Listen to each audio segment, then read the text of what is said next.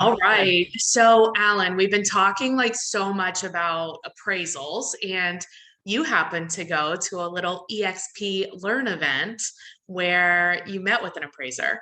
So, we wanted to share with everybody kind of what's going on. Can you like give us some context here of what it was? And then I've got some questions I want to ask you too. Yeah, sure. Yeah, like you stated, Jen, we're really, it's been difficult with appraisals and actually pricing homes because the market is so hot and moving Yeah, so fast and things are going overpriced. So it's a little difficult to know exactly where the market's going to price that home because, as you right. know, the market actually values your house. We only interpret that. So it's been a little hard to interpret what the market is willing to pay because things are going over listing price and selling in hours or Like way over, but then way yeah, you have the over. Yeah, not back just a end, little over, but way over. right? I've never seen the market like this. I don't know about you, you've been in this longer, but I've never seen it like this. So the context for this meeting was to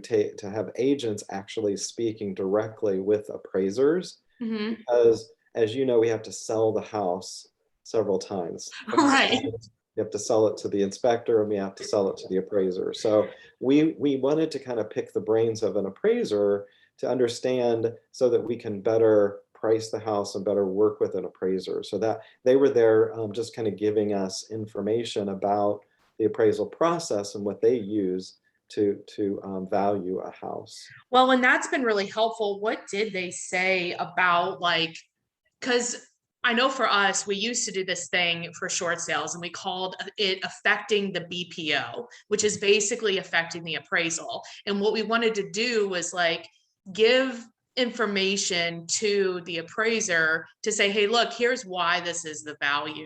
And so for us now, what we're doing is like, hey, we've got, you know, 20 offers and here's where they all are. Here's the offers. Like, does that make a difference? Did you ask? It doesn't necessarily make a difference. What they said It was, should. I know, right?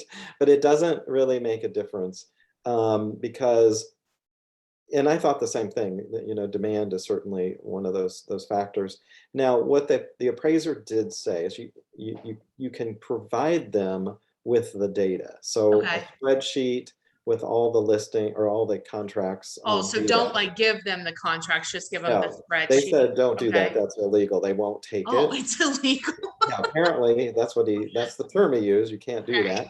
that. But you could do a spreadsheet that shows all of the offers and their prices, but no contact information, no actual buyer information, just data about the offers. And so you Okay. could do that.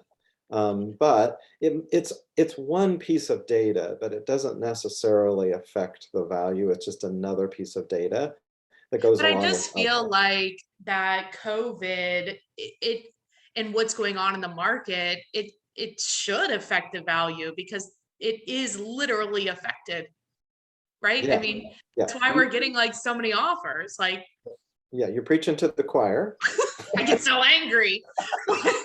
It's passion, Alan. It's Right. passion. I know, right? That's like I said, what he says is it might have a little bit of effect on the value, but it's not going to be as much as we think it is. Ew. Because it seems to me like I get all grumpy, right? I'm like, okay, well, the value of the house is equivalent to what the buyers will pay, Yeah, exactly. But but not. there are a lot of different factors that go. It's one piece of data, but mostly it's going to be um, sold properties, Okay. and the sold properties within that neighborhood are the ones they're going to pull first. If there are comps in that neighborhood that have sold, not pending, they can't use pending, they Ew. can only use sold. If they have a house, three houses in that neighborhood, they are going to use those and not go outside that neighborhood. What about for sale by owners? That's interesting. He did say that they don't pull for sale by owner data themselves. They only use the MLS. But if we know of a That's house weird that that was their sold, system doesn't pull it. no, it does not. Huh. Um, but if we know of homes that have been sold as a for sale by owner and we can provide that data, they will use that. Okay.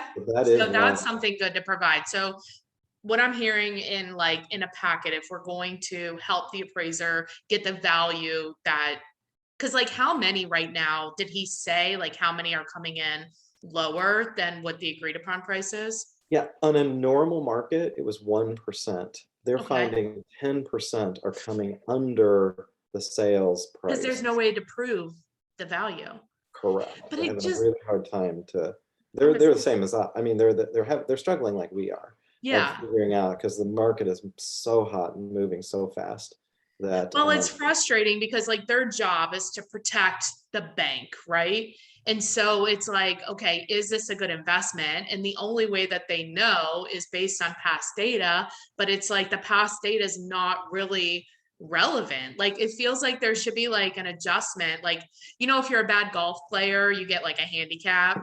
I feel like because it's like such a good, there should be some type of adjustment, but I mean, I guess Now, not. again, it's the opinion of the appraiser. And there were two appraisers sitting there, and Yeah, both of them have different ideas. So right. it literally is the opinion of one appraiser. Well, And except that it's like means everything. I know exactly. So I'm like saying, it's not really it an doesn't opinion. lessen the blow here, but it's an opinion. Well, and that's why it's important, like as our fellow colleagues need to give information to the appraiser. And then if you're a seller, you need to hire the right agent because we have to give them the information, the Right, spreadsheet, including like sales from for sale by owners and things they don't pull, and literally like calling that appraiser and just like letting him know what's going on, you know? right, exactly. Ugh, frustrating. Hey, Alan, when I'm czar of real estate of the world, we'll re-talk about this process for Right, appraising exactly. houses, okay? Yeah, exactly. You But want if to know people, a fun fact? yeah, So you know how we would never look at a pool as adding value or subtracting value right. because it's Not in something they want to Ohio do. It's actually becoming a value now because of COVID, because of COVID. because people want to stay at their house, and so they're Huh. now valuing having a pool as opposed to it's just neutral. So they'll take that into account because of COVID, but they won't take the pricing. Okay, whatever. Anyway, my czarness is getting out of Anything that they control. can look and compare. They've got to have something to compare it to that's what gives it value. But buying a Something. house is so personal and it's about feeling and emotion Oh and my God. Oh oh my my God. God. You need to go back to your corner. Yeah, no, exactly. Watch us fight on Real Estate Fight Club. That's right. That's awesome. Well, if Yeah. people have more questions, what's the best way to get a hold of you? Best is text or call Okay, 513-646-1488. cool. And if they want to get a hold of me, it's 513-400-1691. Well, thanks for going to those classes. You're always learning. Yeah. It's so lovely. I love that about you. Former educator in me. Yeah, teacher at heart, always, forever. Yes. All right. Thanks, Thanks, Alan. Ben. See Bye-bye. ya. Bye.